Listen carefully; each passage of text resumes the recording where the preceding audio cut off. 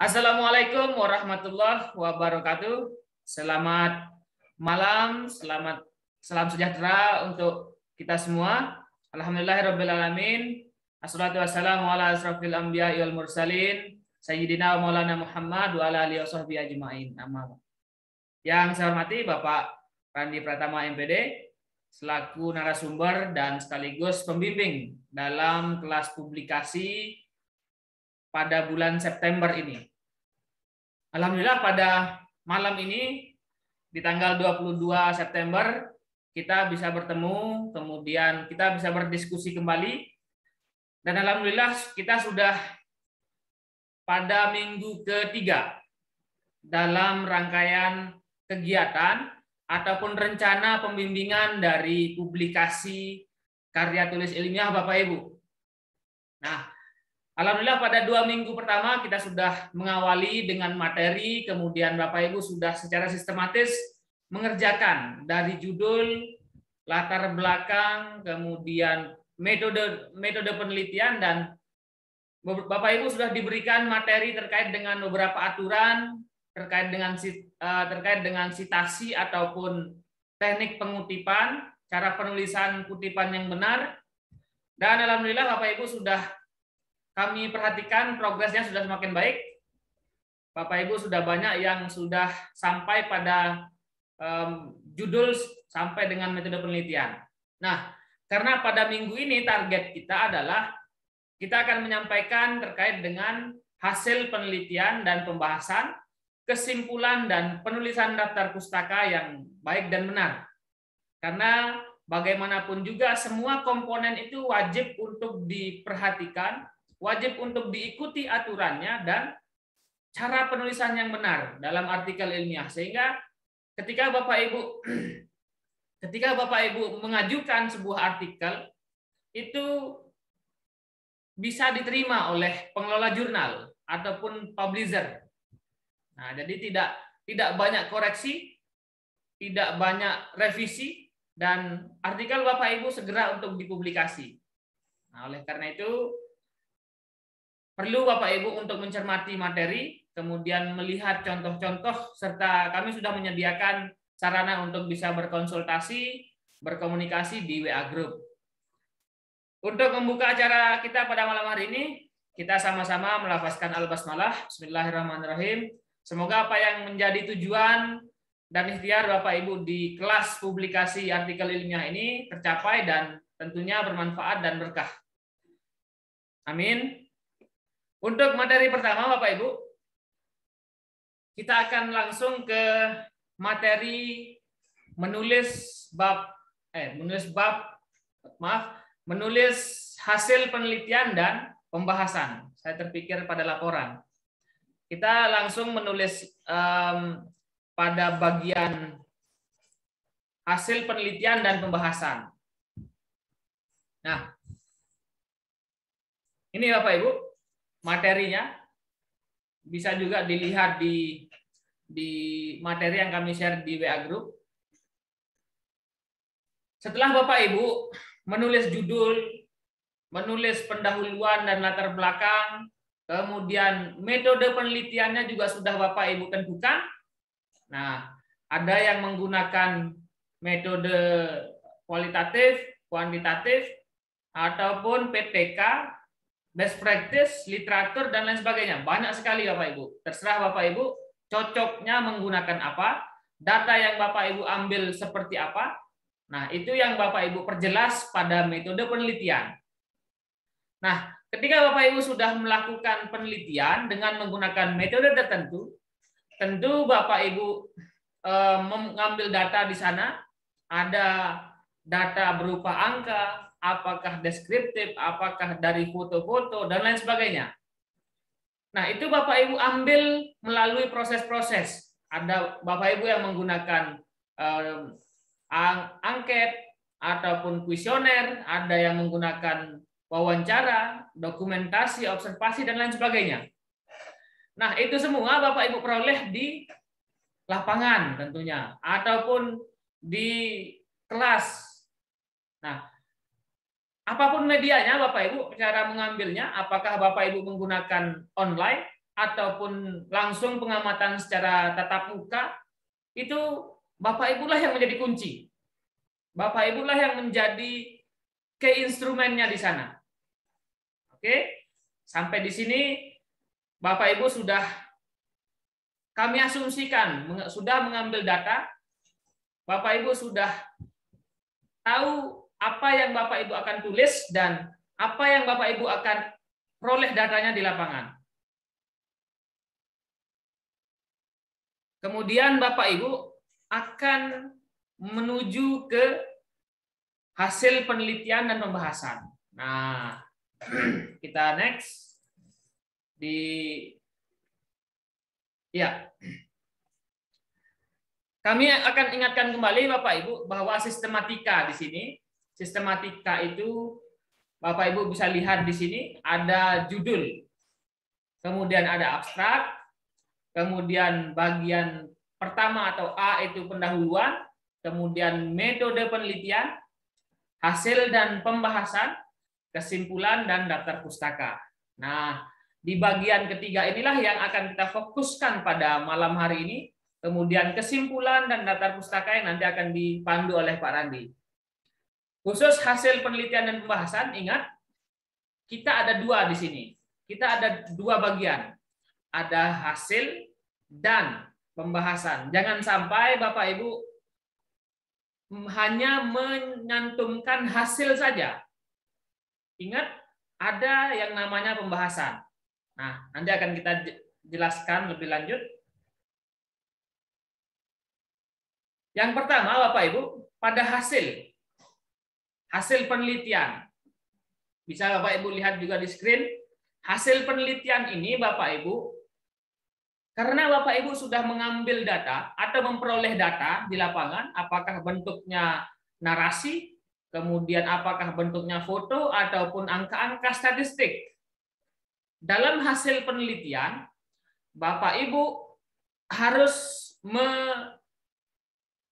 menggambarkan ataupun menuliskan pada hasil penelitian ini, bisa berupa narasi, deskripsi. Bapak Ibu juga bisa membuat sebuah tabel, gambar, grafik, diagram, dan lain sebagainya. Apakah itu foto-foto kegiatan, proses-proses data-data yang Bapak Ibu ambil, Bapak Ibu lah yang menentukannya. Oke, dengan secara mendetail dan sistematis. Tentunya Bapak Ibu memperoleh data yang banyak nanti di sana, apakah jenis datanya banyak sekali tadi.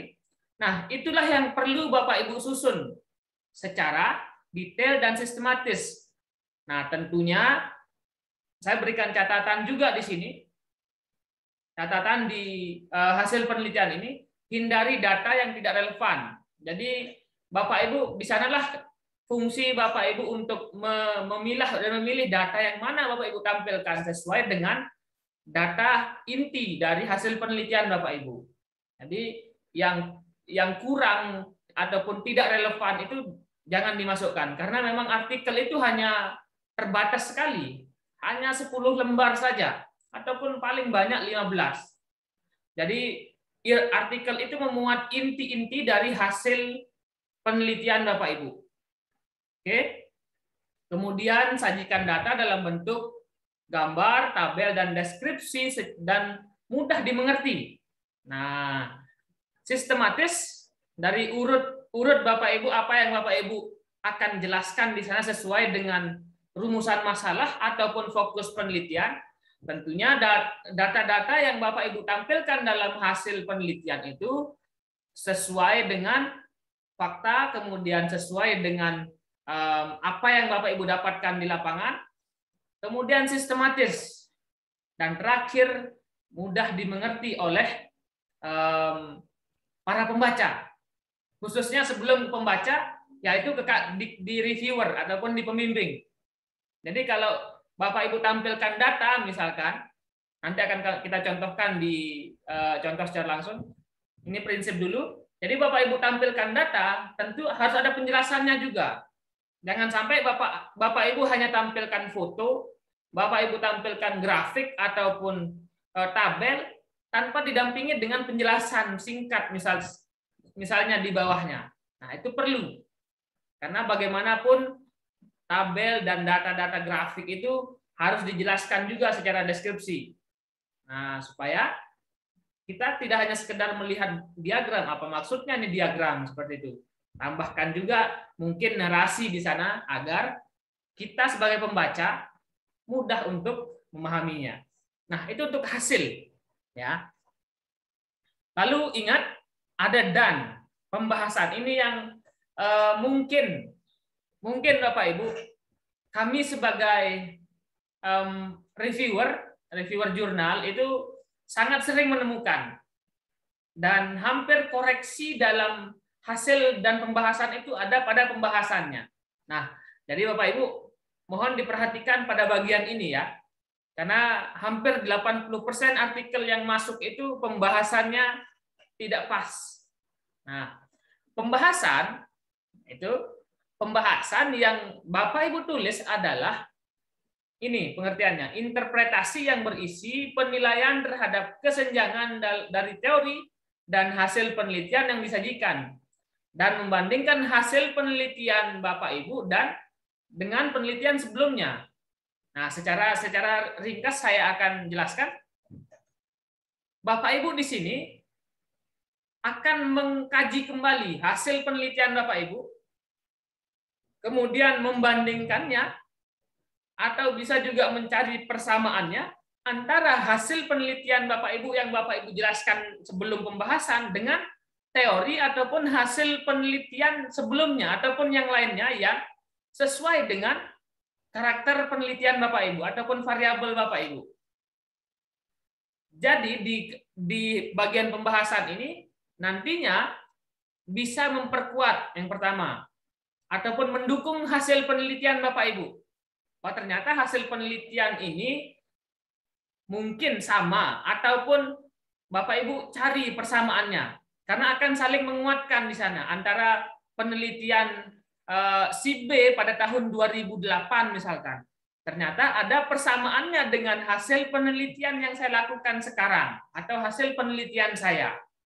Oke, jadi Bapak Ibu akan kutip ataupun menggunakan teori ataupun hasil penelitian orang sebelumnya dengan hasil Bapak Ibu akan membandingkan ataupun mencari persamaannya.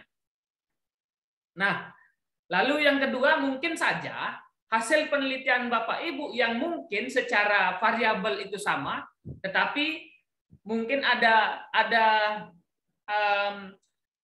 sesuatu indikator yang pada penelitian Bapak dengan penelitian sebelumnya itu berbeda sehingga saling menolak. Bisa saja Bapak Ibu meneliti terkait dengan budaya belajar. Budaya belajar yang ada di sekolah A dengan B tentu berbeda. Padahal sama-sama sekolah SMP misalkan. Nah, itu bisa saling menolak ataupun mendukung. Ya, itu makanya diperlukan teori-teori lagi ataupun hasil-hasil penelitian lagi yang Bapak Ibu gunakan untuk memperkuat ataupun mencari persamaan ataupun menolak dari apa yang hasil penelitian sebelumnya itu. Oke. Kemudian untuk menemukan hal yang baru. Nah, bisa saja Bapak Ibu ketika Bapak Ibu sudah bandingkan hasil penelitian Bapak dengan yang lain, hasil penelitian Bapak Ibu dengan teori yang ada, ternyata berbeda nih. Nah, Bapak Ibu sebagai peneliti tentu akan mencari, oh ini yang baru gitu ya. Ternyata hasil penelitian saya ini baru nih. Karena berbeda, kemudian dari sisi persamaannya juga tidak banyak signifikan ataupun sesuatu yang mungkin baru. Nah, Bapak Ibu menggunakan media yang baru misalkan, ataupun yang pada dasarnya itu tidak banyak yang diteliti, atau ada sub unsur atau sub topik yang memang masih belum banyak yang kaji di sana. Nah, itu Bapak Ibu bisa menemukan hal yang baru pada pembahasan ini. Oke, jadi dalam catatan dalam pembahasan ini, ingat Bapak Ibu catat, yang pertama wajib ada teori di sana, ataupun hasil penelitian yang Bapak gunakan, yang Ibu bandingkan sebagai pembanding dengan hasil penelitian Bapak Ibu. Nah, kemudian jadi ada wajib ya. Ini di sini dibilang wajib ada teori ataupun hasil penelitian yang Bapak Ibu kutip, kemudian apakah Bapak Ibu membandingkan, apakah Bapak Ibu mencari persamaannya. Itu intinya yang pertama. Yang kedua, nah Bapak Ibu membandingkan atau mencari persamaan antara hasil penelitian Bapak Ibu dengan teori yang ada. Nah, ini sudah saya jelaskan dan berkali-kali kami ingatkan dan menjadi catatan penting dalam nanti Bapak Ibu membuat sebuah hasil penelitian dan pembahasan. Kemudian bedakan antara fakta dan spekulasi. Nah, ini yang Bapak Ibu kalau hanya sekedar Bapak Ibu menyampaikan hasil penelitian Bapak Ibu di pembahasan itu bukan membahas namanya, tapi menyampaikan. Nah, ketika Bapak Ibu membahas, jadi Bapak Ibu ungkapkan faktanya apa, kemudian teorinya berkata seperti apa, sehingga klop di sana saling mendukung, kemudian itu yang bisa memperkuat hasil penelitian Bapak Ibu. Nah, itu untuk pembahasan. Dan ingat, jangan sampai selesai dari sini, kelas ini, Bapak Ibu hanya menampilkan hasil penelitian di lapangan tanpa ada pembahasan. Nah, itu salah. Nah, pasti akan kami koreksi dan kembalikan kepada penulis. Kita akan coba lihat bahas satu persatu. Mungkin ada di sini Bapak Ibu yang menggunakan penelitian kualitatif. Ada Bapak Ibu yang menggunakan kualitatif deskriptif, mungkin ada yang kasus. Pada intinya kualitatif deskriptif ya. Nah, ini ada contoh judul. Contoh judul Bapak Ibu yang Bapak Ibu akan bahas di hasil penelitian dan pembahasan. Tentunya Bapak Ibu akan membahas apa yang menjadi tujuan penelitian ataupun rumusan masalah yang ada yang Bapak Ibu sudah kunci di bab 1, ataupun fokusnya apa yang Bapak Ibu ingin kaji pada judul ini. Nah, misalkan yang pertama di sini ada perencanaan program, ada pelaksanaan sampai dengan evaluasi. Nah, pada hasil penelitian Bapak Ibu wajib untuk menjabarkan apa sih perencanaan ini di pondok pesantren A misalkan, sampai dengan evaluasinya. Coba saya akan langsung share screen Bapak Ibu. Pada contohnya, sebentar.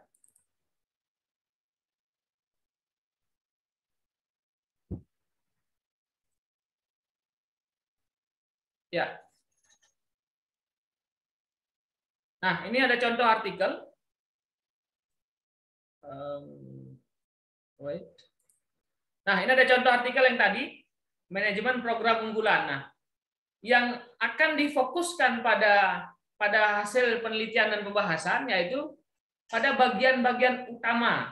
Nah, ada perencanaannya misalkan ya. Ini tergantung dari apa yang Bapak Ibu fokuskan ataupun rumuskan pada permasalahan di bab 1 ataupun di latar belakang. Nah, di sini dijelaskan, dirincikan bagaimana perencanaan itu. Perencanaan yang ada di Pondok Pesantren Yanmu namanya ini. Kemudian dari sisi pelaksanaannya dideskripsikan, dijelaskan, kemudian diberikan data-data yang secara real ada di lapangan, yang sudah didapatkan melalui metode pengumpulan data, wawancara, observasi, dan lain-lain. Nah, yang dijelaskan secara rinci dan tentu sangat jelas di sini. Nah, bagaimana evaluasinya? Sampai dengan evaluasi dijelaskan. Lalu kita akan coba lanjut ke yang mungkin ada yang menggunakan penelitian kuantitatif. Nah, yang kuantitatif tentu Bapak Ibu akan menjelaskan datanya di sana.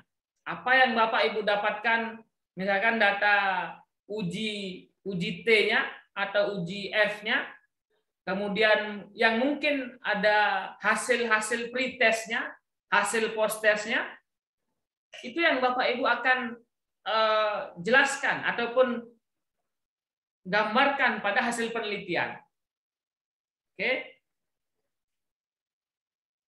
Nah, ketika Bapak Ibu sudah menjelaskan hasil pretestnya, kemudian hasil post-testnya, ini hasil ya Bapak Ibu.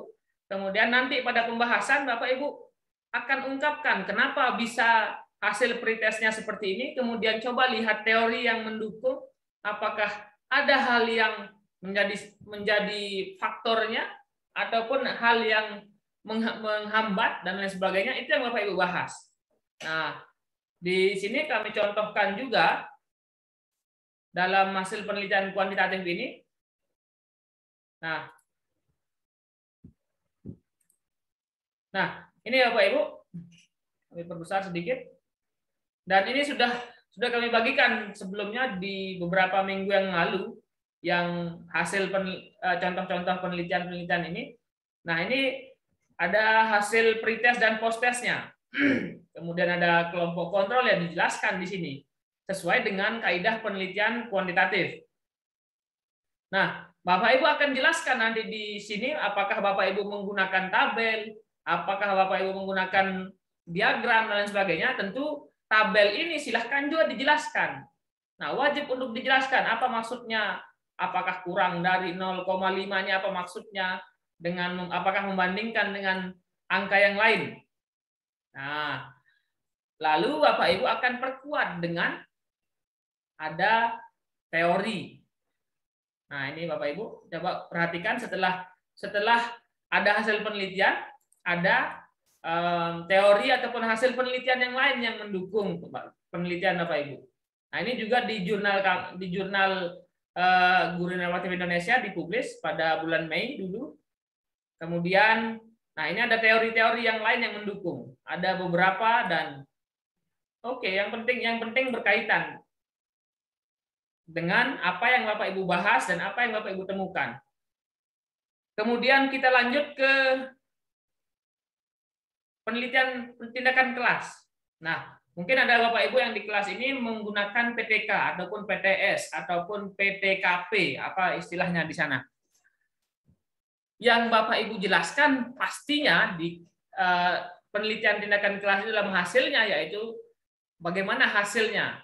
Hasil dari siklus pertama, ataupun mungkin ada Bapak Ibu menggunakan prasiklus, silahkan. Prasiklusnya, kemudian hasil dari siklus pertamanya. Siklus itu Bapak Ibu akan gambarkan dari apa perencanaan yang Bapak Ibu lakukan hingga evaluasinya seperti apa. Kemudian mungkin ada muncul siklus kedua, ya silahkan dengan data-data yang Bapak Ibu peroleh di lapangan. Nanti Bapak Ibu gambarkan siklus 1 itu bagaimana prosesnya di sana, apa hasilnya. Nah, ketika Bapak Ibu sudah menggambarkan hasil dari siklus pertama, siklus kedua, tentu Bapak Ibu juga harus membuat pembahasan nantinya di sana, hasil penelitian dan pembahasan. Diingat juga Bapak Ibu cari teorinya, kenapa siklus pertama ini mendapatkan hasil sekian misalkan, ataupun tidak efektif, ataupun kurang efektif, karena apa? Nah, coba cari faktor-faktornya yang ada di teori-teori. Itu yang Bapak Ibu bisa bahas di sana. Mungkin ada faktor X yang menyebabkan siklus pertama atau siklus kedua ini tidak efektif. Ataukah mungkin Bapak Ibu akan melihat sesuatu yang lain, mungkin bisa diterapkan treatment yang berbeda, ataupun ada faktor treatment yang mungkin Bapak Ibu bisa tambahkan pada proses siklus pertama, sehingga nanti pada siklus keduanya lebih bagus seperti itu. Itulah pembahasan. Jadi tidak hanya sekedar, oh ini hasil siklus pertama, ini hasil siklus kedua, that's it, selesai. Bukan seperti itu. Tetapi pada pembahasannya Bapak Ibu akan ungkap, mungkin ada persamaan, perbedaan, ataupun hal yang baru Bapak Ibu dapatkan. Jadi tidak hanya sekedar mereview atau melaporkan. Oke. Kemudian ada yang best practice. Ada di sini yang menggunakan metode ataupun pelaksanaan best practice. Nah, mohon maaf, ini bukan temuan penelitian, hasil pelaksanaan. Nah, ini kalau best practice Bapak Ibu, ada sedikit perbedaan pada best practice. Kalau di penelitian itu namanya hasil penelitian, tetapi kalau di best practice namanya hasil pelaksanaan. Apa hasilnya? Karena best practice itu kan kita ada sesuatu yang diterapkan. Kemudian apa hasilnya? Dampak positifnya seperti apa? Proses-prosesnya seperti apa sehingga memunculkan sebuah dampak positif. Nanti Bapak Ibu bisa menggunakan foto, menggunakan dokumentasi yang lain ataupun data-data yang lain, kemudian dijelaskan di sana apa maksudnya foto ini, kemudian proses ini dijelaskan. Nah, sama seperti contoh yang kami sudah berikan. Nah, ini ada best practice mengembangkan sikap ilmiah melalui metode A misalkan. Nah, di hasil penelitian dan pembahasan Bapak Ibu, nah hasil dan pembahasan bisa juga Bapak Ibu gunakan seperti ini. Nah, dijelaskan juga kalau Bapak Ibu ingin ringkas, buat sebuah tabel hasilnya misalkan, hasil Bapak Ibu pelaksanaannya dari tahap 1 sampai tahap akhir.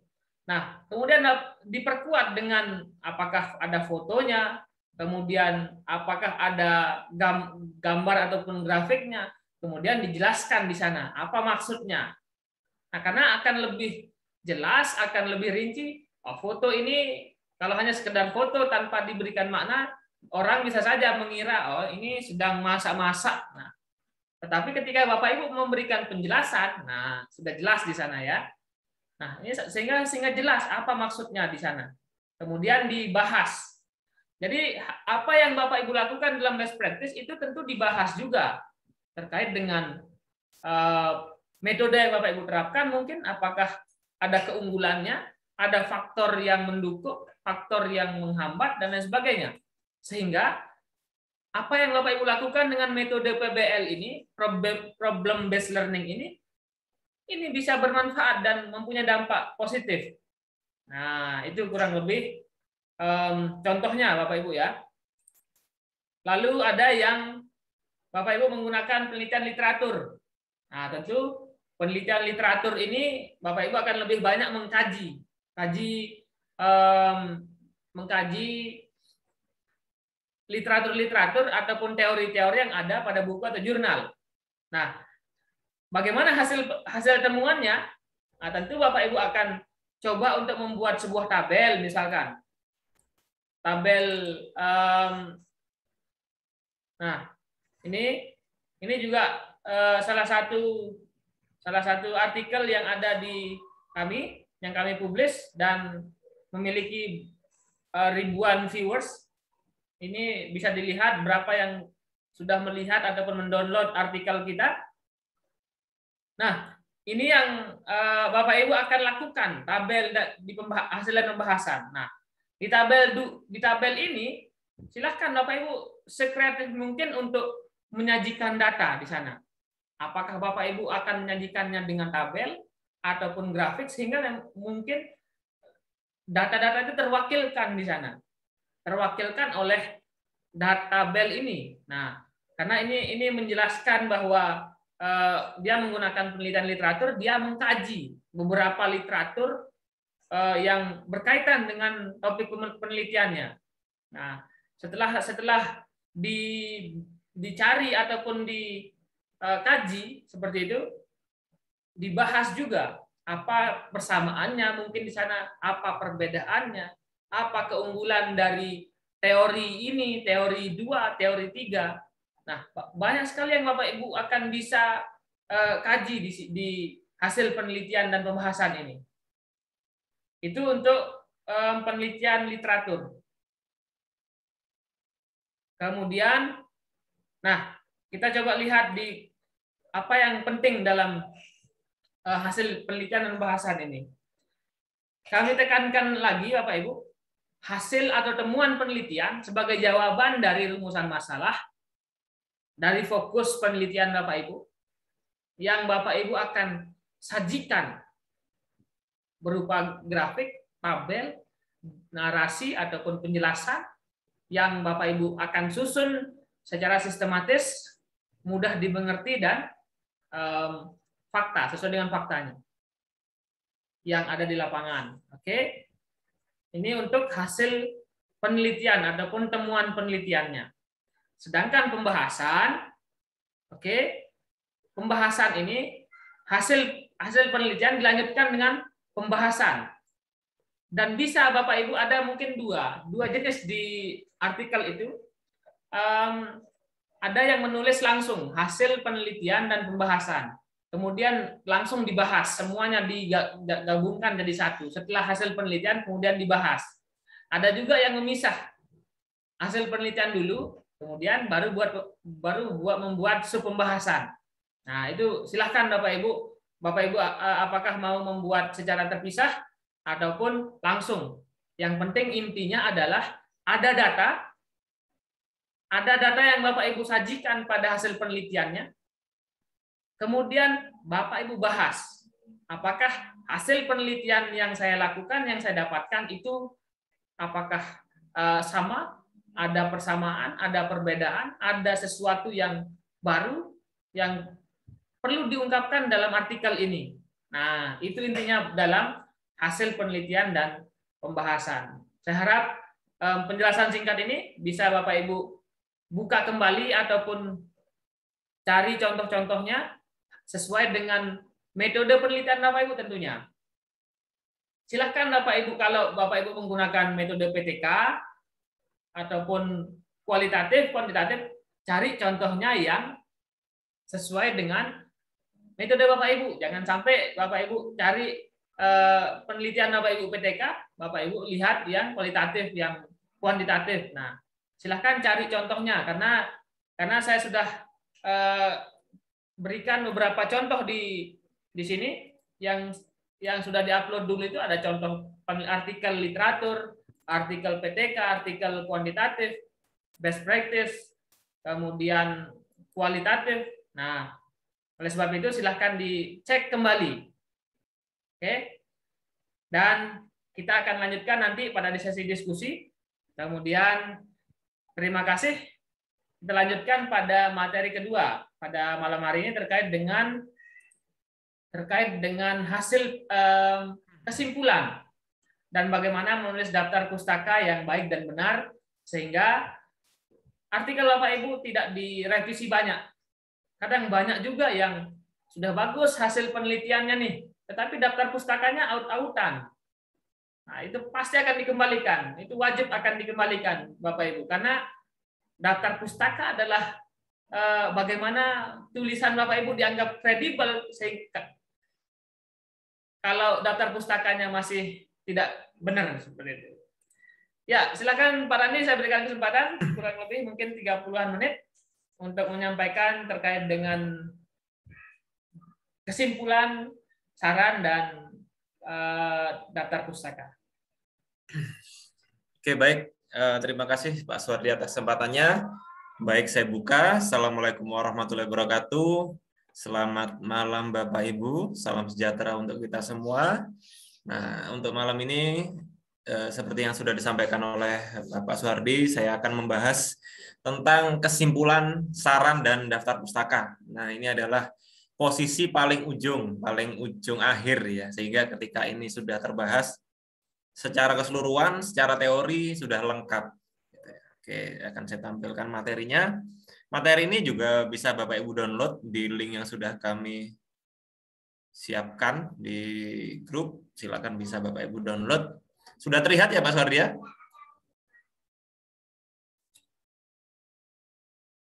Halo, Pak Ardi?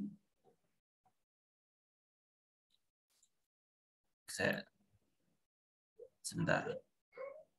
Sebentar.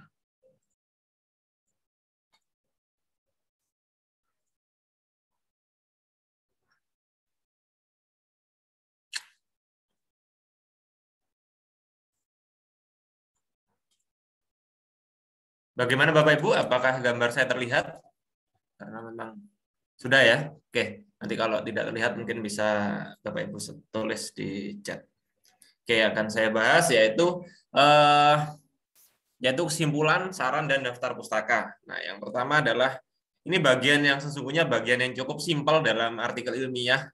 Kalau kesulitan sangat eman sekali karena tidak bukan salah satu hal yang rumit ya, seperti halnya pendahuluan. Biasanya daftar pustaka itu bagian isi artikel tuh yang paling sulit itu adalah nomor satu pendahuluan, khususnya latar belakang. Yang kedua adalah pembahasan. Gitu. Itu adalah dua hal yang memang paling sulit ditulis. Sedangkan kesimpulan, saran adalah salah satu bagian yang paling mudah ditulis. Isinya apa? Isinya adalah kalau mungkin apa itu kesimpulan? Kalau dalam karya tulis ilmiah, kesimpulan adalah pernyataan-pernyataan atau sebuah paragraf yang diambil secara ringkas dari keseluruhan hasil dan bahasan. Jadi Bapak Ibu setelah nulis hasil yang sudah disampaikan oleh Bapak Suwardi tadi, Bapak Ibu rangkum ya jadi sebuah paragraf misalkan atau beberapa kalimat gitu ya. Itu adalah kesimpulan. Nah, mungkin pernah juga ada yang bertanya ke saya, yang benar kesimpulan atau simpulan gitu ya. Nah, di sini mungkin saya bahas apa sih bedanya simpulan dan kesimpulan dan mana yang kita pakai gitu ya. Kalau simpulan itu adalah, ini dari beberapa sumber saya artikan bahwasanya simpulan itu akhir dari pembahasan. Maksudnya akhir dari ketika paragraf misalkan, akhir dari paragraf ujungnya itu merupakan simpulan, simpul ya. Sedangkan kalau kesimpulan itu rangkuman dari keseluruhan bacaan gitu. Jadi kalau dalam karya tulis ilmiah itu yang tepat adalah kesimpulan, karena menjadi suatu paragraf tersendiri yang merupakan hasil rangkuman dari keseluruhan isi topik. Oke, kemudian kita lanjutkan. Nah, bagaimana cara nulis kesimpulan? Ya, tipsnya bagaimana? Yang pertama adalah pastikan sesuai dengan rumusan masalah. Kalau dalam artikel ilmiah memang rumusan masalah itu ada, tetapi tidak tertulis rumusan masalah begitu, tidak, tetapi tersirat berada pada latar belakang atau pendahuluan. Jadi apa hal utama yang harus kita jawab, sehingga kesimpulan baik laporan ataupun artikel itu sama-sama menjawab masalah yang sudah kita rumuskan. Gampangnya adalah kita perhatikan judul. Intinya kesimpulan pastikan merupakan solusi dari judul yang sudah kita tulis gitu ya. Nah, kemudian dari kesimpulan ini tipsnya adalah kita siapkan kata-kata kunci dulu, apa bagian-bagian kata kunci yang dapat kita tulis lagi secara ringkas pada kesimpulan. Nah, kemudian di sini saya tuliskan bahwasanya kesimpulan tidak perlu panjang-panjang Bapak Ibu untuk artikel ilmiah. Bapak Ibu cukup satu paragraf saja boleh. Atau maksimal di sini saya tambahkan 2 paragraf, tapi sangat jarang sekali. Biasanya kalau 2 paragraf itu kalau membahas topik yang sangat banyak, yang sekiranya rumusan masalahnya bercabang.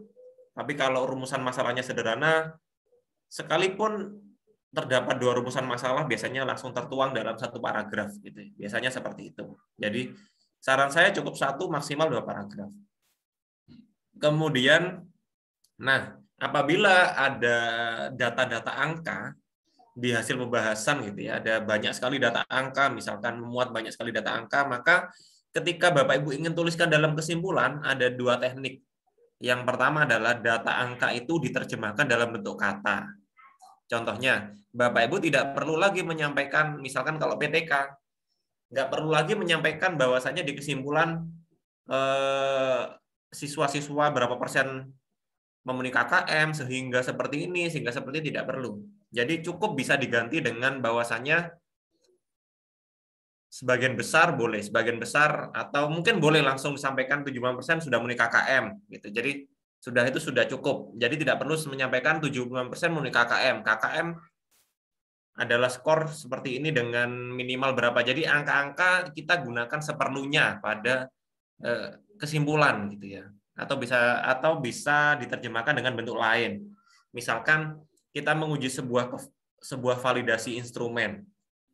Ketika pembahasan kita menuliskan skor-skor validasinya secara lengkap gitu ya. Tapi kalau dalam kesimpulan Bapak Ibu bisa sampaikan bahwasanya perangkat ini sudah valid. Andai kata kita ingin mengukur kevalidan sebuah perangkat, sehingga diusahakan kesimpulan tidak perlu banyak angka. Jika ada angka, maka ambil angka-angka yang memang bisa mewakili secara keseluruhan. Oke. Kemudian itu kesimpulan.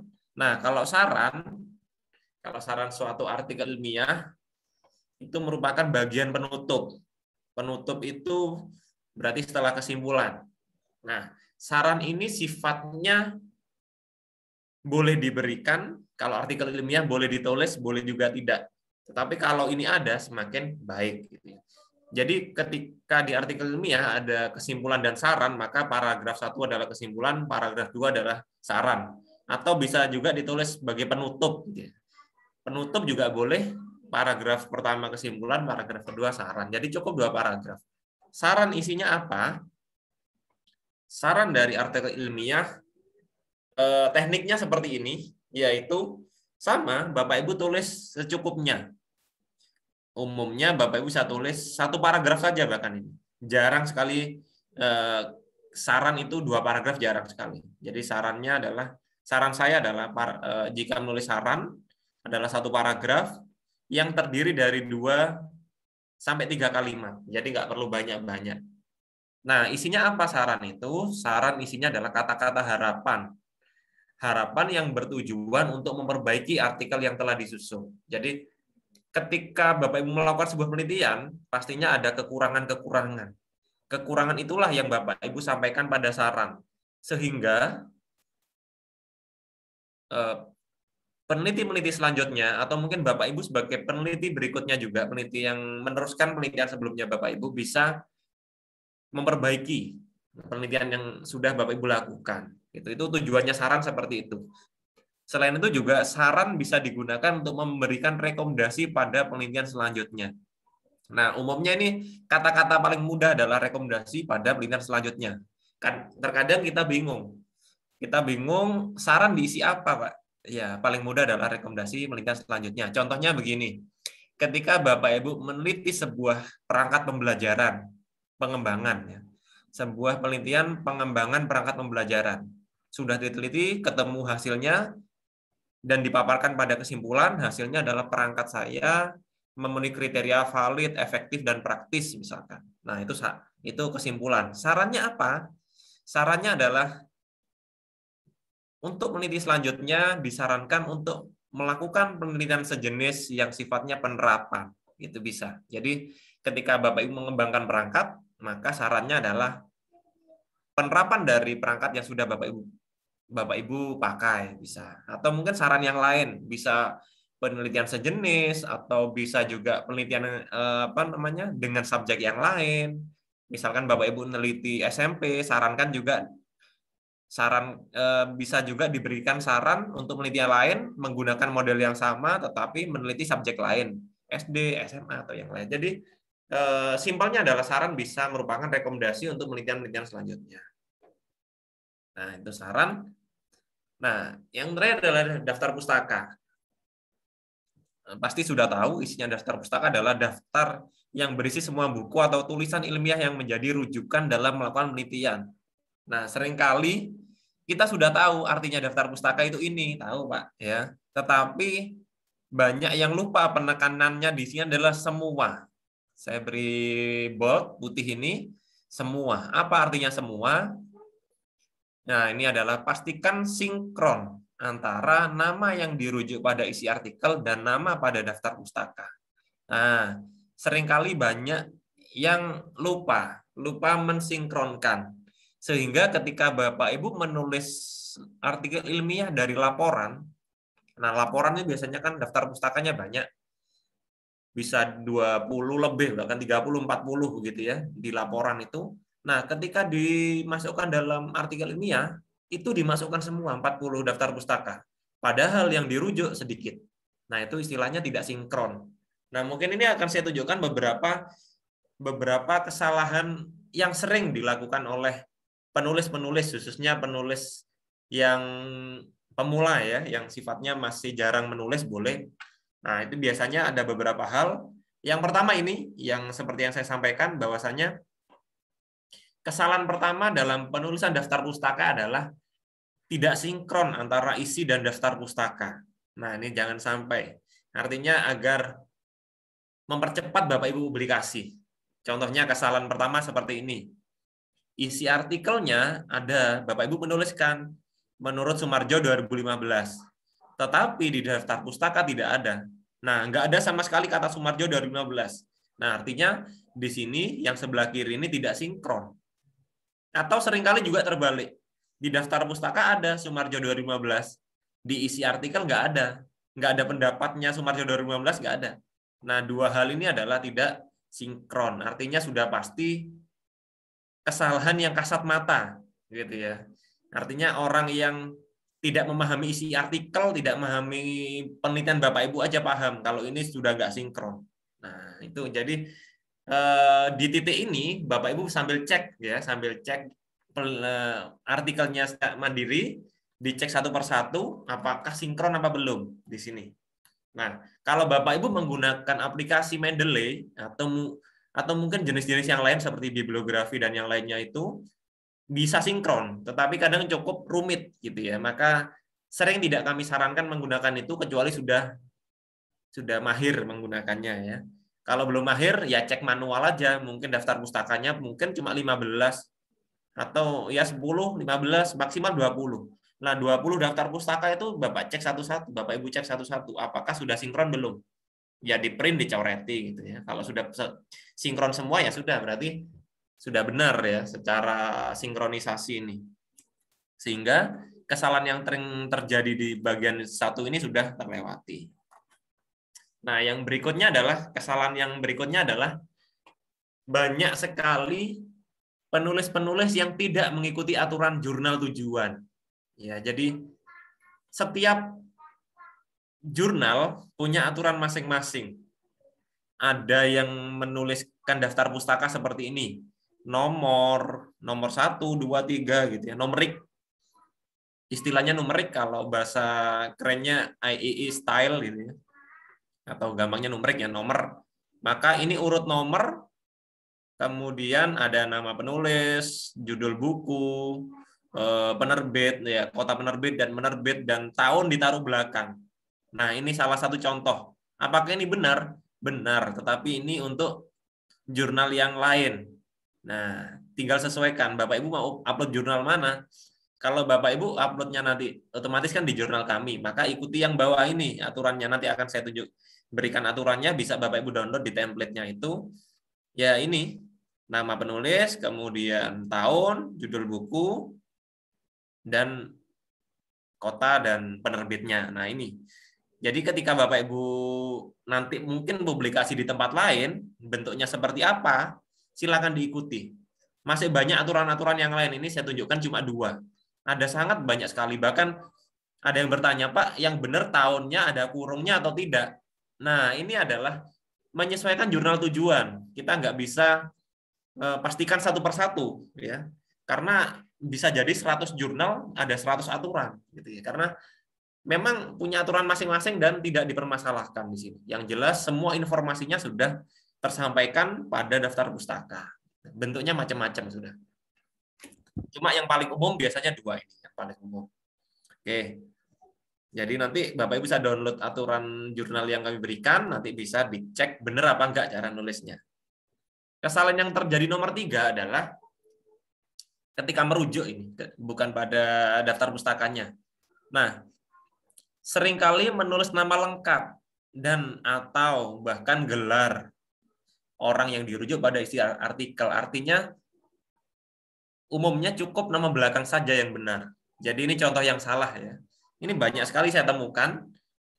Ada yang menulisnya 2 kata gini, menurut Ahmad Sumardi tahun 2015. Ini keliru ya, keliru. Atau bahkan ditulis titelnya menurut doktor, menurut profesor, menurut dan yang lainnya. Itu juga keliru. Nah, jadi nggak perlu ditulis titel, nggak perlu ditulis nama depan, cukup 1 kata nama paling belakang. Ya, kata paling belakang. Ada juga yang nuliskannya seperti ini, sudah benar nama belakang, tetapi ditulis bukunya juga. Nah, nggak perlu. Menurut Sumardi dalam bukunya yang berjudul Pengantar Penelitian Pendidikan menjelaskan bahwa nggak perlu. Kenapa nggak perlu? Ketika kita ngomong Sumardi 2015, seseorang ingin tahu buku mana yang kita ambil, maka cukup dicek daftar pustaka. Otomatis itu di sana sudah ada nama bukunya, tahunnya, penerbitnya, dan yang lain. Gitu. Jadi Yang benar gimana? Yang benar adalah cukup tulis saja menurut Sumardi tahun 2015. Nah, sangat simpel sekali. Jadi itu beberapa contoh kesalahan-kesalahan dasar yang bisa Bapak Ibu antisipasi dari sekarang dalam penulisan daftar pustaka ataupun rujukan. Nah, ini sedikit lagi contoh nanti ya, kita bagikan. Sebenarnya sudah ada di materi, bisa Bapak Ibu download. Kalau di jurnal kami bagaimana? Lengkap sekali di sini penjelasannya untuk daftar pustaka. Nah, di sini Bapak Ibu bisa download. Kalau contohnya ada banyak sekali nih. Kalau buku satu pengarang bagaimana? Ya ditulis namanya di balik. Ini ada nama lengkapnya ya. Misalkan Don He Skyung gitu ya. Ya tulis saja Skyung ini D.H gitu ya. Kemudian kasih tahun ya, kasih tahun. Kemudian ditulis judul bukunya di garis di italic miring. Setiap judul buku umumnya miring. Kemudian kota dan penerbit. Cukup gitu aja, gitu ya. Nah, kemudian kalau dua pengarang bagaimana? Sama tekniknya, sama-sama nanti judul bukunya dan penerbitnya. Cuma di sini orangnya ditulis dua. Kalau dua pengarang. Kasih kata dan gitu ya, namanya dibalik, misalkan Ahmad Sumardi, berarti Sumardi, A dan siapa, terus kemudian judul bukunya dan nama penerbitnya, kota dan nama penerbit. Itu kalau dua. Kalau tiga pengarang juga bisa tulis seperti ini. Nah, sama caranya. Nah, cuma kalau sudah lebih dari tiga pengarang, Bapak Ibu tuliskan DKK. Jadi tulis saja misalkan di sini ini ya, maka boleh misalkan ada 5 pengarang itu bukunya ya, tulis saja gini koma DKK. Kalau bahasa Indonesianya DKK gini. Kalau bahasa Inggris ada yang nuliskan et al gini ya. Jadi itu kalau lebih dari 3 orang. Kalau 3 orang umumnya masih ditulis semua biasanya seperti ini. Oke. Termasuk yang paling sering dirujuk adalah artikel ya, artikel.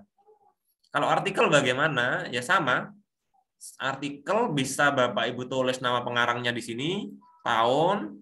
Nah, judul artikelnya di sini, judul artikelnya Bapak Ibu tidak usah dimiringkan judul artikelnya.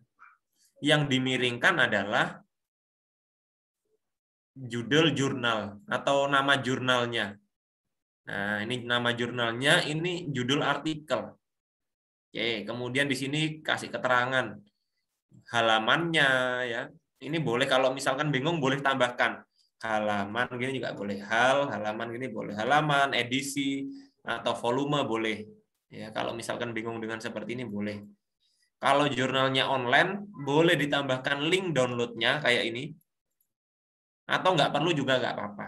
Jadi nggak wajib nyantumkan ini linknya, ini link downloadnya. Nah, itu dua hal yang sering dirujuk yaitu buku dan artikel pada jurnal. Silakan bisa ikuti di sini.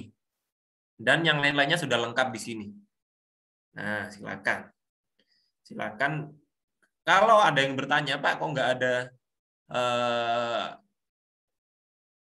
sumber dari internet bagaimana gitu ya? Apa namanya? Kalau Bapak Ibu menggunakan internet sebagai rujukan, pastikan di internet tersebut ada sesuatu hal yang bisa dipertanggungjawabkan. Artinya ketika Bapak Ibu menggunakan website pribadi, maka sudah bukan merupakan info yang valid. Maksudnya untuk karya tulis ilmiah. Ya bisa jadi benar isinya, tetapi sangat tidak disarankan untuk karya tulis ilmiah. Sehingga dalam karya tulis ilmiah jangan sampai menggunakan referensi blogspot.com, wordpress.com itu dihindari. Karena sekarang zamannya zaman canggih, nggak susah kok nyari sumber gitu ya, nggak susah nyari sumber, bisa pakai Google Scholar yang seperti kita sampaikan baik saya ataupun Pak Hardi yang minggu lalu, ataupun jika Bapak Ibu kesulitan mencari sumber, boleh tuliskan di grup WA. Nanti siapa tahu bisa saya atau Bapak Suhardi membantu kata kunci yang tepat, atau mungkin kita punya sebuah sumber buku atau apapun itu kita bisa sharing di grup. Jadi siapa tahu banyak buku yang akan kita bagikan di sana sebagai sumber untuk Bapak Ibu. Sehingga itu. Oke, mungkin itu dari saya, selebihnya nanti lebih banyak kita diskusi aja biar lebih lebih interaktif gitu ya, lebih banyak interaksinya. Saya kembalikan ke Pak Baik. Syardi. Assalamualaikum warahmatullahi wabarakatuh. Waalaikumsalam warahmatullahi wabarakatuh. Terima kasih Pak Randi atas penyampaian materi terkait dengan kesimpulan, saran, dan daftar pustaka. Nah, pada dasarnya memang semua bagian atau semua poin-poin yang dari judul, kemudian latar belakang, kemudian metode, hasil penelitian, sampai dengan daftar pustaka itu penting. Sama pentingnya, tidak ada yang lebih penting, semuanya penting Bapak Ibu. Nah, oleh karena itu kami berikan apa saja komponen-komponen dari judul, apa saja isinya dari latar belakang, kemudian hasil penelitian dan pembahasan dan daftar pustaka. Sehingga artikel Bapak Ibu memang efektif, kemudian sesuai dengan kriteria, karena artikel itu tidak panjang-panjang ataupun tidak tebal-tebal seperti di laporan. Nah, oleh karena itu agar Bapak Ibu artikelnya lebih cepat untuk dipublikasi, silahkan Bapak Ibu cermati aturan-aturan ataupun apa yang seharusnya ada pada poin-poin itu. Nah, baik, saya persilahkan Bapak Ibu untuk bisa raise hand, untuk kami persilahkan untuk membuka mic dan bertanya secara langsung. Silahkan juga Bapak Ibu bisa menuliskan pertanyaannya di kolom chatting. Nanti kita akan bahas. Yang pertama ada Pak Hairudin Adam dan Pak Kuku Harjito. Silakan yang pertama Pak Hairudin. Assalamualaikum warahmatullahi wabarakatuh. Waalaikumsalam warahmatullahi wabarakatuh. Waalaikumsalam warahmatullahi wabarakatuh. Yang pertama pertanyaannya itu untuk studi literatur itu ya Pak. Itu apakah perbandingannya itu misalnya daring gitu ya, medianya 1, 2, 3 itu ada semua, terus kita membandingkan, terus kita cari yang paling baik atau kita hanya membandingkan saja. Baik. Terus yang kedua untuk Pak Randi, berapakah jumlah minimal buku atau artikel yang dipakai dalam daftar pustaka? Terima kasih. Assalamualaikum warahmatullahi wabarakatuh. Pak Hairudin. Ya. Baik. Saya tanggapi yang pertama Pak Hairudin Adam. Terkait dengan penelitian literatur. Nah, di contoh artikel itu sudah kami berikan bagaimana penelitian literatur itu dalam hasil penelitian dan pembahasannya ada yang menggunakan membandingkan teori-teori yang ada, karena memang sifatnya kita akan melihat teori-teori yang berkaitan dengan variabel yang akan kita teliti. Misalkan pembelajaran berbasis masalah ataupun pembelajaran daring pada masa COVID-19. Oke, ini kan fokus kita adalah pembelajaran daring pada masa sekarang ini. Nah, tentu Bapak Ibu akan cari data-data, teori-teori, hasil penelitian yang terkait dengan pembelajaran daring. Apakah dari sisi model, apakah dari sisi strategi, apakah dari sisi medianya? Silakan Bapak Ibu yang menentukan. Silakan Bapak Ibu yang menentukan berdasarkan ya sekali lagi kemampuan dari penelitian itu sendiri. Ya, lebih ringkas, lebih bagus. Nah, tentu dalam hasil penelitiannya nanti Bapak Ibu bisa membuat sebuah tabel perbandingan misalkan, ataupun tabel literatur yang mana saja yang Bapak Ibu kaji terkait dengan fokusnya, misalkan medianya, media pembelajaran daring. Nah, di situ pasti ada teori-teori. Apakah dari sisi pengertiannya, apakah dari sisi faktornya ataupun jenis-jenisnya, itu yang Bapak Ibu akan coba untuk cari persamaannya ataupun perbandingannya. Dalam penelitian literatur ada istilah Bapak Ibu mencari persamaan, mencari perbandingan, mencari kesimpulannya apa. Nah, itu yang Bapak Ibu akan kupas dalam hasil penelitiannya nanti. Nah, kurang lebih seperti itu Bapak Hairudin. Bisa Bapak Ibu lihat contoh di artikel yang sudah diberikan. Untuk pertanyaan kedua, silakan Pak Randi terkait dengan jumlah daftar Oke, pustaka. baik. Pertanyaan Pak Hairudin pastinya sama dengan beberapa pertanyaan yang lain yang kebetulan ada di kolom chat juga. Ya, dari Bu Baik Sumarni, berapa jumlah minimal daftar pustaka ya? Untuk sebuah artikel sesungguhnya tidak ada minimalnya, ya. Tidak ada aturan baku menyatakan bahwasannya minimalnya berapa, nggak ada. Untuk artikel ilmiah nggak ada. Tetapi di setiap jurnal itu punya standar masing-masing. Ada yang memberikan standar mungkin 15, ada yang 20, atau bahkan lebih. Nah, untuk di kelas kami, umumnya saya rasa ya, bukan saya rasa, tapi kami sudah sepakat kurang lebih 10. Ya, itu sudah sangat minim, sudah sangat minim. Saya rasa 10 itu sudah cukup mewakili. Misalkan 10 itu Bapak Ibu letakkan pada mana? Pada pendahuluan Bapak Ibu bisa letakkan 4 atau 5. Nah, sisanya 6 bisa Bapak Ibu letakkan pada pembahasan yang sudah disampaikan oleh Bapak Suhardi, bahwasanya pembahasan bukan hanya sekedar menyampaikan hasil, Bapak Ibu bisa tambahkan teori-teori di sana. Teori-teori yang sifatnya mendukung hasil penelitian. Jadi di latar belakang ada, di pembahasan ada. Atau mungkin jika ingin menyelipkan di tempat lain, seperti halnya di metode 1-2 rujukan juga boleh. Jadi saya rasa 10 itu sudah sangat mudah sekali untuk bisa Bapak Ibu penuhi lah ya, untuk 10 itu. Mungkin itu dari kami. Baik. Sedikit tambahan Bapak Ibu, daftar pustaka pada artikel Bapak Ibu, usahakan ada sumber dari jurnal. Jadi jangan sampai hanya teori-teori yang ada di buku yang mungkin Bapak Ibu copy paste. Silahkan ya 2, 3, atau 4 lah ada sumber dari jurnal ilmiah. Karena bagaimanapun yang kita tulis ini adalah artikel ilmiah. Jadi sumbernya itu harus ilmiah juga. Jadi tidak hanya dari buku, tetapi dari jurnal juga. Oke. Kemudian silahkan, saya persilakan Pak Kukuh. Dibuka mic-nya, Pak. Oke. Ya. Terima kasih, Pak. Kalau tidak salah ini pertemuan yang terakhir ya, Pak ya, untuk bimbingannya. Mohon ya, Pak. Pertemuan materi yang terakhir, tetapi bimbingan ini sampai dengan artikel Bapak Ibu publikasi. Ya. Mohon disinggung untuk abstrak, Pak. Itu yang pertama. Oke.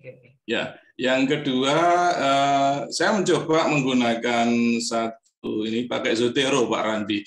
Nah, yang saya gunakan nanti untuk pilihan citasinya agar kota itu terlihat pakai apa ya, Pak ya? Saya menggunakan yang pakai apa itu ternyata di daftar pustakanya di bawah itu kotanya tidak nampak. Ya, kotanya. Jadi itu yang ketiga, apa perlu kalau misalnya di hasil itu kita sudah tampilkan dalam bentuk diagram ataupun gambar, ternyata apa perlu masih diperlukan tabel untuk menyampaikan hal yang sama, informasi yang sama. Itu aja. Terima kasih. Terima kasih Pak Kukuh. Yang pertama, ini adalah pertemuan Zoom ataupun materi yang terakhir, dan pembimbingan artikel Bapak Ibu kami akan layani sampai dengan artikel Bapak Ibu betul-betul publikasi. Kemudian terkait dengan abstrak. Abstrak itu Bapak Ibu lebih ringkas lagi dari artikel, karena abstrak itu sesungguhnya adalah ringkasan dari artikel Bapak Ibu. Apa isinya? Baik, saya akan coba share screen kembali. Ya, karena abstrak belum dibahas kemarin ya. Baik.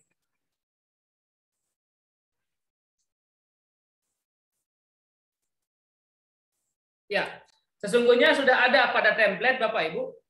Template artikel semua jurnal pasti mencantumkan apa sih isi abstrak itu. Dan pada umumnya ataupun hampir 100% isi abstrak itu komponennya sama. Yang pertama, ada tujuan penelitiannya di sana. Kemudian ada metodenya. Ini ada ya. Fokus daftar simpulan. Ya. Ini isinya Bapak Ibu, ada tujuan, kemudian ada metode, hasil penelitian secara singkat, dan kesimpulannya apa. Hampir semua artikel ataupun jurnal itu komponennya itu. Adapun tambahannya mungkin ada kalimat awalnya, kalimat awal ataupun fokus masalahnya apa, kemudian apa tujuannya, tujuan dalam penelitian ini adalah apa, kemudian metode dalam penelitian ini apa. Secara singkat saja, dan tidak lebih, di jurnal kami tidak lebih dari 300 kata. Nah, ini Bapak Ibu, jadi sangat singkat-singkat sekali. Bapak Ibu menjelaskan pada bagian tujuannya mungkin 1 kalimat, kemudian metodenya 1 kalimat, kemudian hasil penelitiannya sekitar 2 kalimat, kemudian kesimpulannya sekitar 1 kalimat. Jadi Bapak Ibu bisa hitung dalam tulisan ini saja ada sekitar ini Bapak Ibu 73 kata dari 1000 sekian dalam file ini. Jadi ya kurang lebih 1 paragraf panjang lah. Itu abstrak. Dan ditulis pada bagian setelah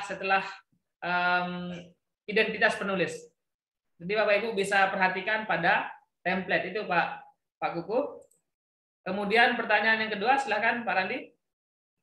Baik, ya mungkin sedikit saya tambahkan untuk abstrak ya. Untuk abstrak, saya mungkin ya, ketika Pak Suwardi tadi menyampaikan komponennya, tapi ini saya tampilkan sekilas tentang isinya. Nah ini contoh yang paling mudah Bapak Ibu untuk abstrak. Contoh dari punyanya Bu Erlinda yang sudah terpublish. Boleh dengan kata-kata awal mungkin 1 kalimat gitu ya, mungkin 1 kalimat, atau juga boleh langsung sampaikan tujuan 1 kalimat. Nah ini di sini nyampaikan bahwasanya tujuannya gitu ya. Kemudian setelah tujuan boleh ini titik ya. Kemudian sampaikan data-datanya apa saja. Setelah data sampaikan teknik analisis data. Nah setelah teknik analisis data berikutnya sudah kita ngomong Bapak Ibu sudah sampaikan hasil bisa 2-3 kalimat.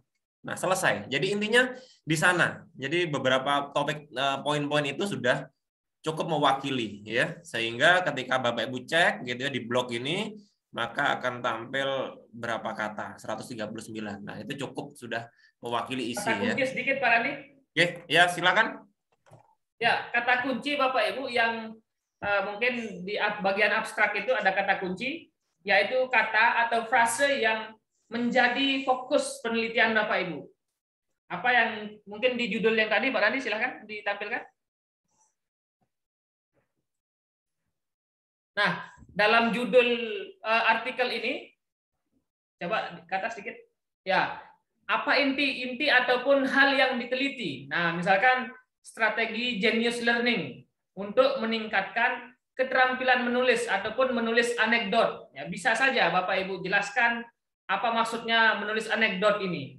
Karena dua poin inilah yang menjadi variabel ataupun hal utama yang Bapak Ibu teliti pada artikel ini. Nah, sehingga kata kuncinya ini cukup 2.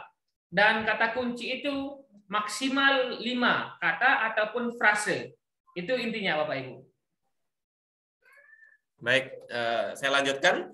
Untuk berikutnya adalah Zotero tadi ya, Zotero tadi Bapak. Ya, saya sendiri belum mencoba detail untuk Zotero-nya. Dulu pernah coba, cuma sudah saya uninstall sehingga saya juga belum melihat secara langsung gitu ya untuk menampilkan kotanya, menampilkan ininya. Yang jelas begini Bapak Ibu, untuk Zotero, kemudian Mendeley gitu dan yang lainnya, saya juga memakai. Tetapi ketika Bapak Ibu kesulitan, itu ditulis manual aja.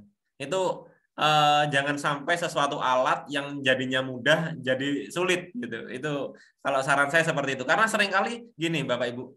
Misalkan nih Bapak Ibu menggunakan sebuah aplikasi Mendeley, menggunakan salah satu model namanya APA Style gitu ya, APA Style. Ternyata APA Style itu tidak cocok dengan jurnal tujuan karena jurnal tujuan tidak hanya ikuti APA Style, bisa jadi APA Style yang termodifikasi.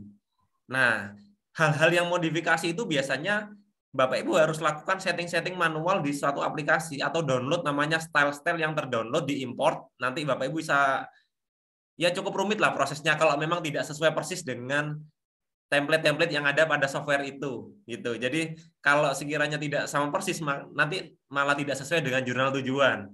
Sehingga kalau memang bisa memungkinkan bisa dipakai, kalau nggak mungkin ada teknik-teknik khusus. Kalau memang tidak bisa, saran saya ditulis manual aja, toh hanya nulis 10 mungkin atau maksimal 15. Jadi itu lebih mudah kalau menurut saya. Karena saya juga menggunakan Mendeley gitu ya. Kalau sekiranya susah ya saya edit manual. Gitu Bapak. Mungkin yang terakhir Pak Ardi silakan bisa dijawab pertanyaan dari Pak Guguh. Mohon maaf Pak Guguh, yang terakhir apa ya?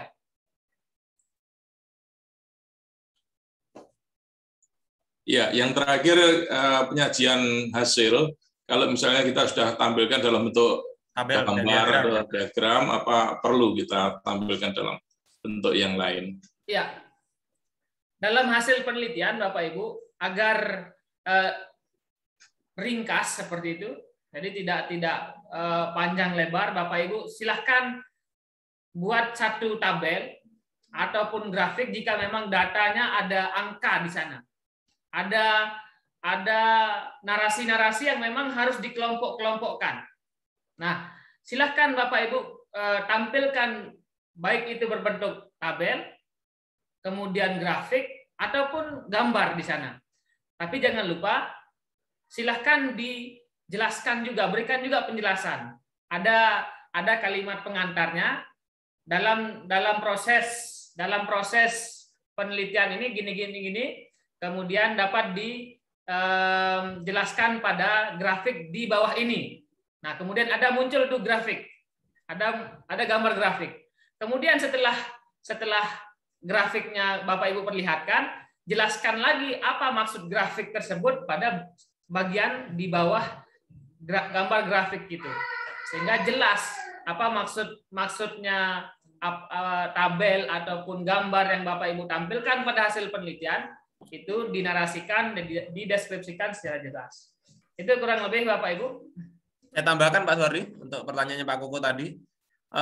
Tadi Pak Koko bertanya apakah kalau sudah ada grafik gitu ya, apakah perlu tabel gitu atau dan sebaliknya. Maka ketika salah satu hal yang sifatnya sejenis, Bapak Ibu tampilkan salah satu yang paling mudah. Jadi kalau sudah ada grafik hasil misalkan diagram hasil belajar siswa, maka Bapak Ibu nggak perlu sampaikan juga tabel hasil belajar siswa karena sudah di sana sudah salah satu yang paling mudah. Itu poin pertama.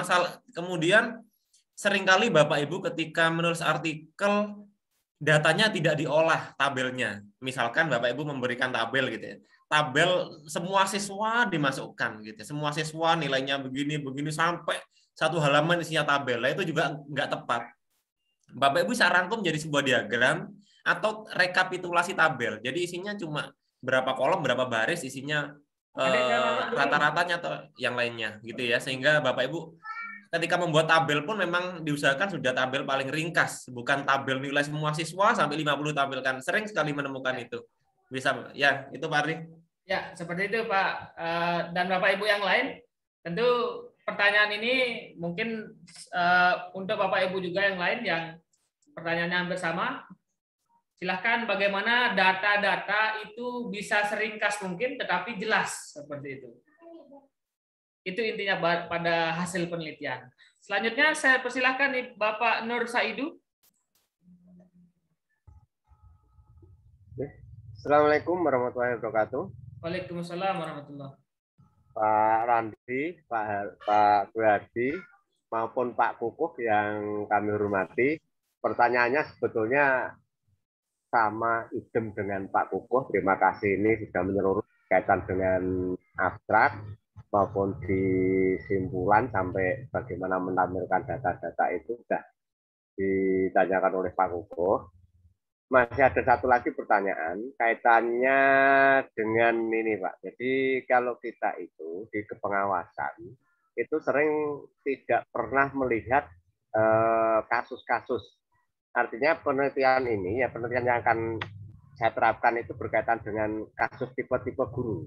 Nah saya lebih cenderung ke analytical observer. Ini komitmennya tinggi tapi kemampuannya tinggi tapi komitmennya rendah. Nah, ini yang terjebak saya itu di analisisnya, terutama itu kan harus melibatkan psikologi, ranah psikologi gitu loh. Jadi orangnya pinter tapi tanggung jawabnya rendah. Nah, ini saya terjebaknya di sana. Apakah nanti kita mau mengambil di kayak sini citasinya itu banyak mengambil di psikologi pendidikan, itu diperbolehkan tidak? Itu aja Pak pencerahannya, mohon. Ya, terima kasih. Terima kasih pertanyaannya Pak Nur Saidu terkait dengan mungkin saya menangkap sedikit ada saran sedikit kepada Bapak Nur. Mungkin kita coba untuk berpikir sederhana. Dalam penelitian itu tidak perlu apa ya. Dan Bapak Ibu semua, ini dalam pikiran saya saja sih. Dalam satu penelitian itu tidak perlu yang mungkin terlihat wah ataupun besar ataupun yang terlihat keren gitu kan, yang menggunakan skup yang besar dan lain sebagainya. Penelitian sederhana yang mungkin hanya satu variabel saja itu sudah sangat bagus Bapak Ibu, dan itu lebih rinci dan detail. Misalkan seperti Pak Nur Saidu tadi untuk melihat tipe guru ataupun ada guru yang istilahnya ya yang bagus ataupun yang memiliki kompetensi yang bagus. Nah, cuman mungkin ada dari sisi psikologinya yang kurang bagus. Nah, ambil satu saja Pak. Itu saran saya, satu karakter ataupun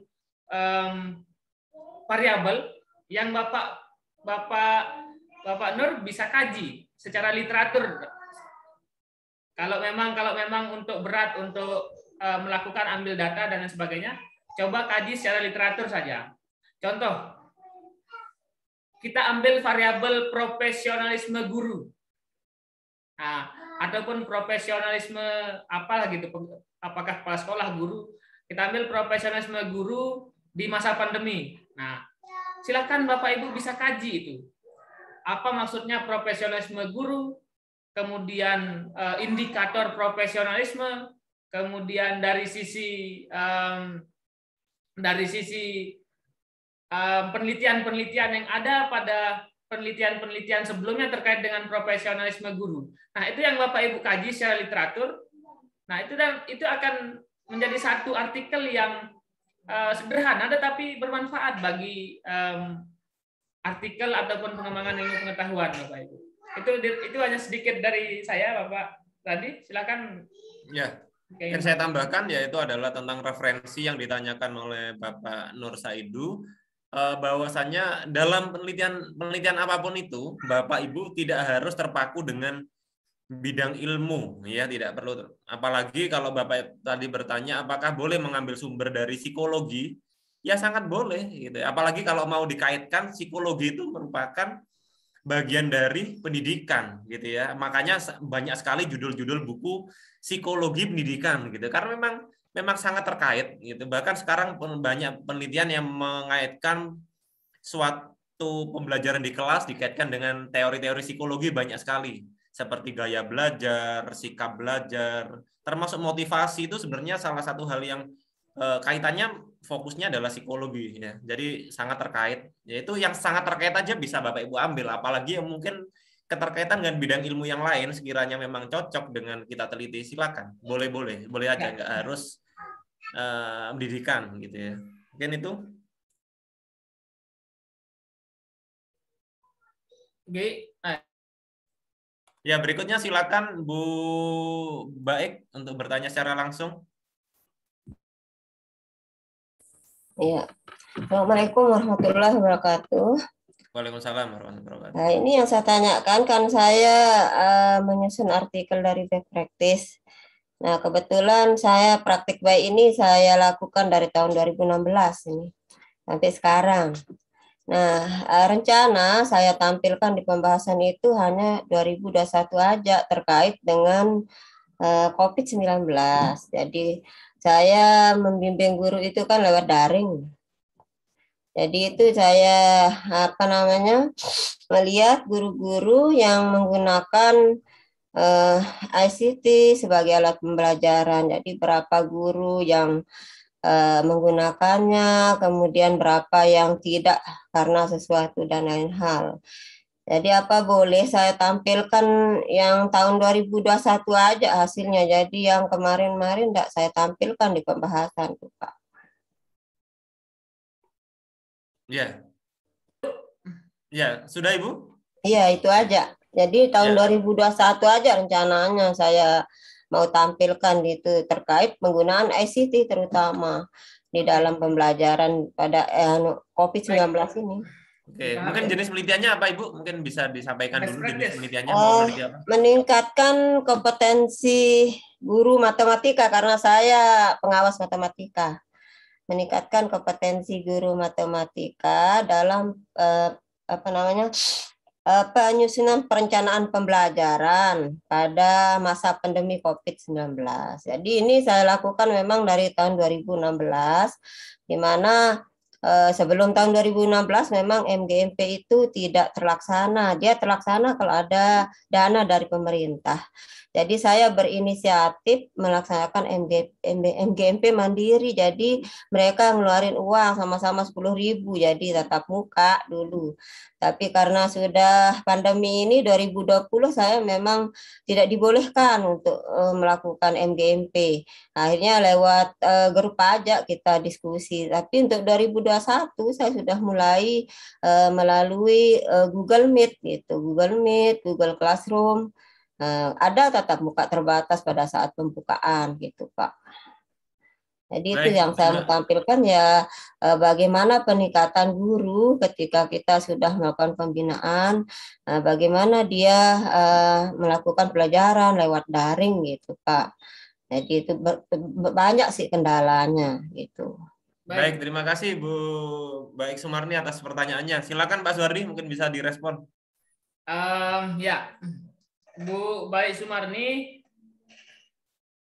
terkait dengan best practice. Nah, best practice yang Ibu lakukan, mungkin tadi ada sedikit dari sisi tahunnya mungkin tadi. Best practice yang Ibu lakukan mungkin dari tahun 2015-16. Nah, sekarang yang Ibu ingin tampilkan 2021. Dipersilahkan.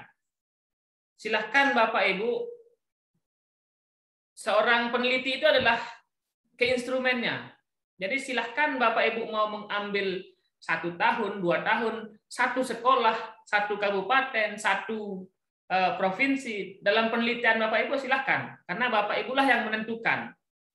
Nah, jadi tidak ada permasalahan Bapak Ibu akan ambil penelitian ataupun apa yang Bapak Ibu lakukan pada tahun-tahun sebelumnya ataupun tahun 2021 sih. Jika memang yang di tahun 2021 ini adalah sebuah hal positif yang Ibu Baik lakukan, silakan ditulis yang tahun 2021 saja. Nah, terkait dengan hasil penelitian dan pembahasannya, silakan dalam pembahasan itu diambil tidak dalam teori-teori yang tidak hanya tahun 2021 saja atau yang terbaru. Silakan kaitkan dengan teori-teori yang pada tahun-tahun sebelumnya juga. Itu Pak Randi dan Ibu Baik Sumarni, semoga bisa diterima dan kita bisa diskusikan sampai dengan artikel Bapak Ibu bisa terbit. Baik, silakan Pak Suwardi mungkin merespon beberapa pertanyaan yang ada di kolom chat. Ya, ada beberapa pertanyaan yang di kolom chatting sudah ada banyak. Kalau Baik Sumarni sudah tadi dijawab minimal dan maksimal, kemudian Pak Jamroh untuk best practice kajian teorinya apa harus best practice juga? Ya, Pak Jamroh terkait dengan teori. Jadi tidak seperti itu. Misalkan penelitian Bapak Ibu terkait dengan best practice atau PTK. Sumbernya bisa ya di penelitian yang lain juga bisa. Yang penting intinya adalah variabelnya apa. Jika memang berkaitan variabelnya, ya silahkan dijadikan acuan sebagai teori yang mendukung ataupun yang menjadi patokan Bapak Ibu dalam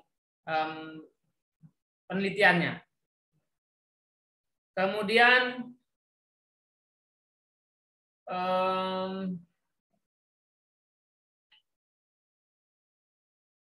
Bapak Kurniawan, keyword dalam abstrak rujukannya atau acuannya apa? Tadi sudah ya. Dalam keyword itu rujukannya adalah variabel ataupun fokus dalam penelitian Bapak Ibu apa. Kemudian kalimat yang di jurnal harus sama dengan di PTK atau boleh dirubah. Saran saya Bapak Ibu, misalkan Bapak Ibu memiliki laporan PTK atau laporan penelitian, bisa Bapak Ibu rubah. Bisa Bapak Ibu modifikasi, apakah Bapak Ibu modifikasi kalimatnya ataukah mencari sinonimnya sehingga tidak plek sama seperti itu. Karena ada beberapa penilai yang tidak menilai kedua-duanya karena itu sama persis ataupun sama antara laporan dan artikel. Nah, itu mungkin kurang ini saja. Kemudian ada beberapa sampel Nurul Hidayati, apakah sampel perlu dilampirkan dalam jurnal? Contoh saya menggunakan sampel cerpen bahasa Inggris dan bahasa Indonesia. Sampel bahasa Inggris gimana maksudnya, Bu? Ya, untuk lampiran itu tidak perlu ada lampiran dalam artikel sampai dengan daftar pustaka selesai. Kemudian sampel dalam menjelaskan hasil penelitian, mungkin ini saya asumsikan, silahkan Bapak Ibu menampilkan data yang seringkas mungkin, yang bisa menjelaskan apa hasil penelitian sesuai dengan apa yang Bapak Ibu teliti. Nah, misalkan Bapak Ibu tampilkan grafik, ya cukup grafik yang mampu menjelaskan keseluruhan isi penelitian Bapak Ibu. Kemudian diberikan narasi. Itu untuk sampel. Tadi juga disampaikan oleh Pak Randi, kalau memang Bapak Ibu memiliki siswa yang 50, jadi tidak perlu ditampilkan semua. Jadi dibuat ringkasannya saja. Dari 50 siswa itu Bapak Ibu tampilkan menggunakan kode misalkan seperti itu sehingga tidak tampil penuh 50. Kemudian ada mungkin itu saja Pak Randi, silakan Pak, bisa bahas yang lain. Oke, berikutnya adalah dalam referensi pada pembahasan yang menyadur bahasa Inggris apa ditulis italik. Ya, ketika Bapak menggunakan bahasa asing maka ditulis dengan huruf miring ya. Tetapi saran kami adalah ketika memang itu bukan suatu definisi atau pasal-pasal tertentu yang wajib sama persis, maka disarankan sudah melakukan kutipan tidak langsung. Sehingga ketika Bapak Ibu mengambil suatu sumber dari bahasa Inggris, ya cukup ditranslate aja. Sehingga lebih mudah dipahami, lebih mudah dibaca secara langsung, lebih efektif daripada Bapak Ibu tampilkan bahasa Inggris, kemudian masih mengartikan di bawahnya itu tidak efektif. Jadi langsung diartikan. Kemudian yang terakhir ini dari Bu Indah, yaitu bagaimana mencari daftar pustaka terkait teori yang menjadi rujukan tidak ada di daftar pustaka. Nah ini mungkin bisa jadi sebelumnya Bapak Ibu mungkin tidak melihat sinkronisasi ya, tidak melihat sinkronnya sehingga sudah terlanjur menulis kalimat, tapi akhirnya sekarang bingung nyarinya di mana ini kalimatnya. Nah kalau sudah menemukan hal seperti itu, baru pahamnya sekarang, maka saran saya adalah bisa diganti kalimatnya. Diganti satu hal yang baru, mencari lagi. Mencarinya bisa Bapak Ibu gunakan Google Scholar ya, Google Scholar, Google Cendekia atau Google Book. Jadi kita memang tidak bisa memaksakan satu kalimat yang dulu misalkan sudah ada kalimat menurut Sumarjono, ternyata Bapak Ibu dulu nggak nulis daftar pustakanya dari mana Sumarjono ini. Ya nggak perlu dipaksakan karena sulit sekali kalau mencari Sumarjono itu dengan buku yang cocok, sulit sekali. Mending Bapak Ibu mencari kata kunci yang sekiranya bisa sesuai dengan kalimat itu, mendekati kalimat itu, baru diganti. Tidak harus Sumarjono, bisa dengan yang lain sehingga akhirnya sumbernya sumber baru. Ya, kalau mencari sumber yang lama ya nggak tahu Bapak Ibu, susah. Ya, yang terakhir adalah ya, yang terakhir mungkin Bu Eskowati, artikel yang dibahas di sini apakah sama dengan artikel yang dimuat di surat kabar atau media? Nah ini penting sekali, sekalian nanti saya tampilkan bahwasanya artikel yang di kelas ini merupakan artikel ilmiah. Jadi artikel itu pada dasarnya ada dua macam, ada banyak ya, cuma yang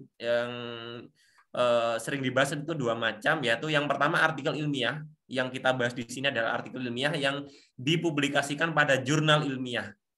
Nah, ketika Bapak Ibu melihat artikel yang ada dimuat pada surat kabar atau media, itu namanya adalah artikel populer. Yang kebetulan di hari Sabtu ini kita membahas artikel populer. Yang mungkin Bapak Ibu belum ikut kelasnya, silakan bisa ikut artikel populer. Lebih mudah, bahkan dari artikel ilmiahnya Bapak Ibu bisa diubah jadi artikel populer. Nah, jadi kalau sudah terlanjur buat artikel ilmiah, eman tuh. Artikel ilmiah jadi, artikel populernya jadi. Dengan topik hampir sama, tinggal diparafrase dan disesuaikan gaya penulisannya. Nanti teorinya akan dijelaskan di hari Sabtu. Ketika Bapak Ibu ikut yang kelas artikel populer. Ya, yang nanti harapannya bisa terpublis di jurnal kami. Syukur-syukur juga bisa di buku yang ber-ISBN dan juga di media massa gitu Pak Ardi. Baik, terima kasih atas penjelasannya Pak Randi dan Bapak Ibu yang sudah hadir di Zoom meeting dan sudah berpartisipasi terkait dengan pertanyaannya. Untuk diketahui Bapak Ibu, ini adalah minggu ketiga dalam pertemuan atau penyampaian materi pada kelas publikasi jurnal ilmiah. Ya. Oleh karena itu, ini adalah pertemuan yang terakhir pada minggu ini. Tadi sudah sampai dengan daftar pustaka dan materi-materi sudah kami berikan di WA Group dari materi per minggunya. Kemudian ada contoh-contoh artikel, kemudian rekaman video kegiatan kita. Nah, lalu selanjutnya apa Bapak Ibu? Silahkan Bapak Ibu lanjutkan dalam menulis artikel ilmiahnya. Yang pada nantinya Bapak Ibu akan terus kami bimbing ataupun terus kami sama-sama saling koreksi ataupun beri masukan dalam artikel Bapak Ibu yang ditulis sampai dengan artikel Bapak Ibu terpublikasi pada jurnal ilmiah. Nah, itu yang kami akan lakukan. Silahkan kalau bisa Bapak Ibu silahkan di push terus pada minggu ini, silahkan diselesaikan pada pada hasil penelitian dan kesimpulan serta daftar pustaka pada artikel Bapak Ibu dalam satu file. Nah, kemudian silahkan dikirimkan di WA Group ya, dalam satu komplit file artikel ilmiah sekitar 10 halaman atau 15 halaman paling banyak dari judul sampai dengan daftar pustaka. Kemudian kita akan coba untuk sharing, memberikan saran ataupun masukan pada artikel Bapak Ibu. Kemudian setelah di ACC ataupun kami terima sebagai artikel yang layak untuk dipublikasi, kemudian kami akan publikasi pada jurnal tujuan dalam jurnal kami. Nah, oleh karena itu silahkan. Jadi tergantung Bapak Ibu. Jika memang Bapak Ibu bisa cepat, silahkan dipercepat, ya. Jadi kami tidak ada niat sama sekali untuk mengkoreksi banyak-banyak ataupun menghambat artikel Bapak Ibu segera untuk publis, tapi karena jurnal ilmiah itu ada standarnya Bapak Ibu dalam penulisan sehingga layak untuk dipublikasi. Nah, dan silakan Bapak Ibu pergunakan mau menjadi syarat kenaikan pangkat ataupun angka kredit, silahkan. Baik, itu Bapak Randi dan Bapak Ibu semua. Kita akan ketemu di kelas-kelas berikutnya dan kita akan ketemu di WA Group untuk membimbing artikel sampai dengan publikasi. Hari Sabtu besok ada kegiatan artikel populer yang bisa dimuat pada